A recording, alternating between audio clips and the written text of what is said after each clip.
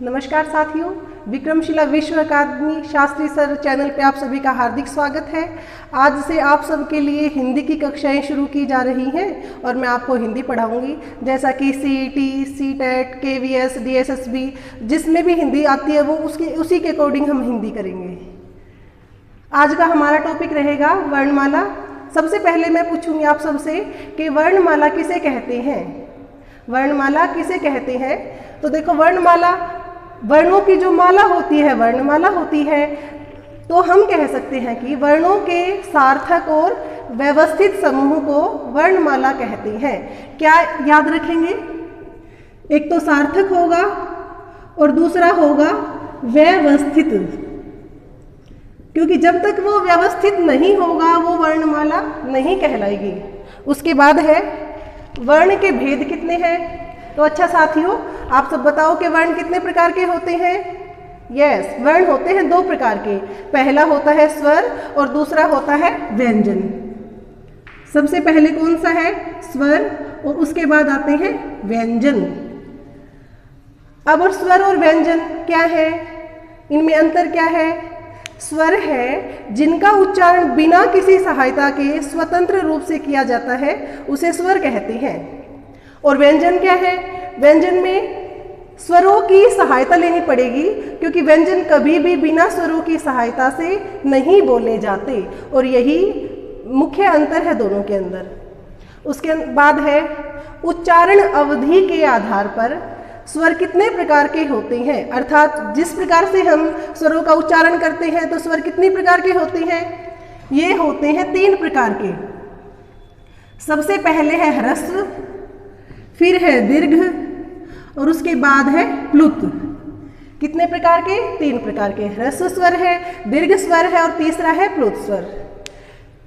फिर है next question के उच्चारण अवधि के आधार पर स्वर कितने प्रकार के हैं। बात कर रहे हैं हम हिंदी की, क्योंकि जो ह्रस्व, दीर्घ और प्लुत स्वर है उसमें प्लुत स्वर सिर्फ और संस्कृत में ही शामिल है। हिंदी में तो 2 ही स्वर शामिल है, जिसमें पहला है ह्रस्व और दूसरा है दीर्घ। फिर है ह्रस्व स्वर क्या होते हैं? जिनके उच्चारण में एक मात्रा का समय लगे, या फिर हम कहें कि जिनके उच्चारण में सबसे कम समय लगता है, वो ह्रस्व स्वर होते हैं। और जिनके उच्चारण में ह्रस्व स्वर से ज़्यादा समय लगता है, दीर्घ समय लगता है, उन्हें दीर्घ स्वर कहा जाता है।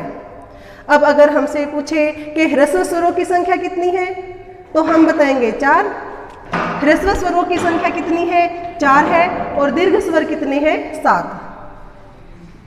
अब एक रह गया प्लुत स्वर। वो क्या है? प्लुत स्वर का प्रयोग केवल संस्कृत में किया जाता है, और किसके लिए? मंत्रों के उच्चारण के लिए। जैसे एक तो हम बोलते हैं ओम, और उसी शब्द को अगर हम टाइम स्पेन बढ़ा देते हैं, बोलने की जो अवधि है उसको बढ़ा देते हैं, तो वो प्लुत बन जाता है। जैसे ओम है और उसी का उच्चारण हम करते हैं ओम, या फिर कोई जा रहा है मेरे पास से, कोई बैठा है तो मैं कहूँगी राम, लेकिन वो अगर दूर है तो मैं उसको कैसे बुलाऊंगी? राम। तो वो शब्द तो क्या है? राम ही है, लेकिन क्या है? दोनों का बोलने का डिफरेंस है, जो समय है वो बढ़ गया, वही प्लुत स्वर कहलाता है। उसके बाद है हिंदी वर्णमाला में स्वर के प्रकार कितने हैं। हिंदी वर्णमाला में स्वर कितने प्रकार के होते हैं? ये होते हैं 11। हिंदी में स्वरों की संख्या कुल कितनी है? 11। लेकिन अगर आए कि स्वरों की कुल संख्या कितनी होती है, स्वरों की कुल संख्या कितनी होती है, तो ये 13 होते हैं। हिंदी में है तो 11 है, और कुल की बात करेंगे तो 13 है, क्योंकि इसमें संस्कृत के 2 स्वर और शामिल हैं, एक तो दीर्घ री और एक ली। इनको हिंदी में शामिल नहीं किया गया है, तो हिंदी में कितने बचे? 11। फिर है ह्रस्व स्वर का अन्य नाम क्या है। अब दूसरा नाम क्या है? जरूरी थोड़ी है कि हमें पेपर में ह्रस्व स्वर ही मिले। तो देखो, इसके उच्चारण में कितना समय लग रहा है? बिल्कुल कम समय लग रहा है। ये मूल रूप से जो उच्चरित होते हैं वही है, तो इनका दूसरा नाम है मूल स्वर। या फिर हम इसे कहें कि इनके उच्चारण में एक मात्रा का समय लग रहा है, तो क्या होएगा? एक मात्रिक स्वर।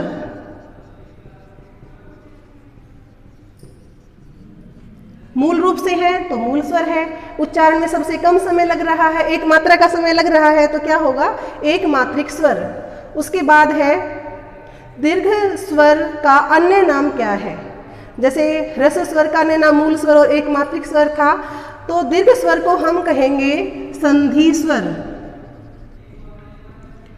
संधि स्वर, क्योंकि ये स्वरों के ही आपस में मेल से बनते हैं और इनके उच्चारण में ह्रस्व स्वरों से ज़्यादा समय लगता है, या फिर हम कहें 2 गुना समय लगता है, तो हम इसे कहेंगे द्विमात्रिक स्वर। द्विमात्रिक स्वर। फिर उसके बाद नेक्स्ट क्वेश्चन है कि हिंदी वर्णमाला में वर्णों का क्रम क्या है। सबसे पहले अगर हम वर्णमाला पढ़नी शुरू करें तो सबसे पहले क्या आता है, स्वर। स्वरों की संख्या हिंदी में कितनी है, 11 है। अब हमने टाइप भी कर ली कि स्वर कितने प्रकार के, तो सबसे पहले देखेंगे मूल स्वर कितने होते हैं। मूल स्वर कितने होते हैं, 4। मूल स्वरों की संख्या कितनी है, 4। और मूल स्वर में हम लिखेंगे, या फिर ह्रस्व स्वर में हम लिखेंगे आ, ई, उ, री। ह्रस्व स्वर कितने हैं, 4 ही हैं, अ, ई, उ और री। उसके बाद नंबर किन का है, दीर्घ स्वर। दीर्घ स्वरों की संख्या है 7। दीर्घ स्वरों की संख्या है 7। उसमें आएगा सबसे पहले आ, ई, ह्रस्व, ये इसको हम ह्रस्व ई बोलेंगे, और जिसको हम बड़ी ई कहते हैं उसको बोलेंगे हम दीर्घ ई। दीर्घ उ, ए, आई, ओ और औ। तो देखो हम काउंट करेंगे कितने हो गए, 1, 2, 3, 4, 5, 6 और 7। और हमने इतना ही पढ़ा है कि हिंदी में स्वरों की कुल संख्या कितनी है, 7। उसके बाद है स्वर के बाद वर्णमाला में किनका स्थान आता है। तो देखो हम पढ़ते आ रहे हैं कि अंग, ए, 2 शब्द हमें पता नहीं वो क्या है, लेकिन हम पढ़ते आ रहे हैं स्वरों के साथ, वो स्वरों में शामिल नहीं है। तो स्वरों के बाद स्थान आता है अयोगवाह, और इनकी संख्या है 2, जिसमें शामिल है अंग और ए। इन्हें अयोगवाह क्यों कहा जाता है, क्योंकि इनका योग किसके साथ हुआ है, ए के साथ। ए के साथ योग हुआ तो अयोगवाह बन गए। जब हम अलग अलग किताबें पढ़ेंगे तो सब में अलग अलग रीज़न देते हैं कि हाँ भाई अयोगवाह क्यों कहा जाता है, कि लेकिन यहाँ पे हम मुख्य क्या पढ़ेंगे कि ए के साथ योग होने के कारण इनको क्या कहा गया, अयोगवाह। और इनकी संख्या कितनी है, 2, अंग और ए। फिर है स्वर के बाद अयोगवाह आ गए। अयोगवाह के बाद किनका स्थान आएगा, व्यंजनों का। तो व्यंजन शुरू करते हैं हम क से, तो वहां से शुरू होते हैं वर्गीय व्यंजन। व्यंजन के वर्ग कितने हैं, व्यंजन के वर्ग कितने हैं, तो व्यंजन के 5 वर्ग हैं, जिन्हें हम याद करते हैं क, च, ट, त और प। अकेले ये शामिल नहीं है, क्योंकि क पूरे वर्ग को उठाएंगे, च है, च का भी पूरा वर्ग, इसी तरह पूरा वर्ग उठाएंगे।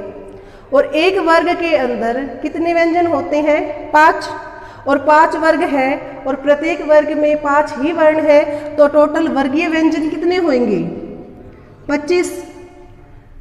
वर्गीय व्यंजन में सबसे पहला है क, ख, ग, घ, ङ, च, छ, ज, झ, ञ, ट, ठ, ड, ढ, ण, त, थ, द, ध, न, प, फ, ब, भ, म। तो सबसे पहले वर्गीय व्यंजन में किसका स्थान है, क का, और सबसे लास्ट में या फिर कहें 25वां वर्गीय व्यंजन कौन सा है, म। फिर उसके बाद वर्णमाला में स्थान किन का है, अंतस्थ व्यंजन का। अंतस्थ व्यंजन की संख्या है 4, जिसमें है य, र, ल और व। अंतस्थ व्यंजन कितने हैं, 4 हैं। फिर ऊष्म व्यंजन है। ऊष्म व्यंजन की संख्या भी 4 है। कौन कौन से, श, श, स और ह। इन्हें ऊष्म व्यंजन क्यों कहा जाता है, क्योंकि जब हम इनका उच्चारण करते हैं तो ऊष्मा के साथ वायु बाहर निकलती है, तो ऊष्म व्यंजन कहलाते हैं। फिर लास्ट में स्थान आता है संयुक्त व्यंजन का। संयुक्त व्यंजन की संख्या भी 4 है, जो है क्ष, त्र, ज्ञ और श्रय। संयुक्त व्यंजन कौन कौन से हैं? क्ष, त्र, ज्ञ और श्रय। अब इसमें इंपॉर्टेंट क्या है, पेपर में ये पूछ लिया जाता है कि ये जो व्यंजन है संयुक्त व्यंजन किन किन वर्णों से मिलके बने हैं। तो सबसे पहले हम देखेंगे, देखो क्ष, ये मिलके बनता है क, श और अ। क्ष में से मैंने पहले क उठाया, क के हलंत लगाया तो क्या आधा है, फिर श निकाला, श के हलंत लगा दिया तो श भी आधा है, और फिर क्या है अ। क्ष के बाद है त्र, त, र और ए, फिर है अक्षय त्र, ज्ञ, जो किससे मिलके बनता है ज, य प्लस ए, और लास्ट में क्या बचता है श्रय। श्रय मिलके बनता है श, र, अ। तो इनको हम याद रखेंगे कि कौन सा वर्ण, कौन सा संयुक्त व्यंजन किससे मिलके बना है। तो देखो साथियों, हमने वर्णमाला का टॉपिक पूरा कर लिया। तो अब हम लास्ट में ये क्वेश्चन करेंगे कि हिंदी वर्णमाला में वर्णों की संख्या कितनी है, और पेपर में बहुत बार डायरेक्ट पूछा भी गया है। तो हिंदी वर्णमाला में वर्णों की संख्या कितनी है? वर्णों की संख्या है 52। आप अलग अलग बुक्स में कहीं पे 48 पढ़ोगे, कहीं पे 56 पढ़ोगे, लेकिन जो मानक वर्णमाला में शामिल है वो है 52। तो अब हम इनकी गिनती करें कि 52 कैसे बनते हैं। देखो, सबसे पहले स्वर से शुरू करते हैं, स्वरों का वर्गीकरण किया, उसी तरीके से उठा लेते हैं। सबसे पहले कौन से स्वर? 4 है ह्रस्व स्वर। ह्रस्व स्वर के बाद कौन से स्वर है? ह्रस्व स्वर के बाद कौन से स्वर है? दीर्घ स्वर, उनकी संख्या 7 है। उसके बाद अयोगवाह, अयोगवाह की संख्या 2 है। फिर स्थान आता है वर्गीय व्यंजन का, वर्गीय व्यंजनों की संख्या है 25। उसके बाद आते हैं अंतस्थ व्यंजन 4, अंतस्थ व्यंजन के बाद आते हैं ऊष्म व्यंजन, ये भी 4। फिर ऊष्म व्यंजन के बाद आते हैं संयुक्त व्यंजन, इनकी संख्या भी 4। अब हम इनको काउंट करेंगे, क्या ये 52 हुए? नहीं, ये 52 नहीं हुए हैं, क्योंकि इनको ऐड हम करेंगे तो कितने बनेंगे? 50। और हमने ऊपर क्या पढ़ा कि वर्णों की संख्या कितनी होती है? 52। तो इसका मतलब हमारे 2 छूटे हुए हैं, वे 2 हैं अड़ और अढ़। देखो, एक तो ड ये होता है, ये होता है अड़ और ये होता है अढ़। इन दोनों को कहा जाता है उत्क्षिप्त व्यंजन। इनको क्या कहा जाता है? उत्क्षिप्त व्यंजन, या फिर इनको ताड़नजात भी कहा जाता है, या फिर इनको ताड़नजात भी कहा जाता है, क्योंकि इनका उच्चारण करते समय अड़, अढ़ झटके के साथ ऊपर उठती है हमारी जिह्वा और तुरंत नीचे आ जाती है। तो दोस्तों, ये हमने किया वर्णमाला का टॉपिक। जल्दी ही हम नए टॉपिक के साथ मिलेंगे जिसमें हम वर्णों का उच्चारण स्थान करेंगे। धन्यवाद।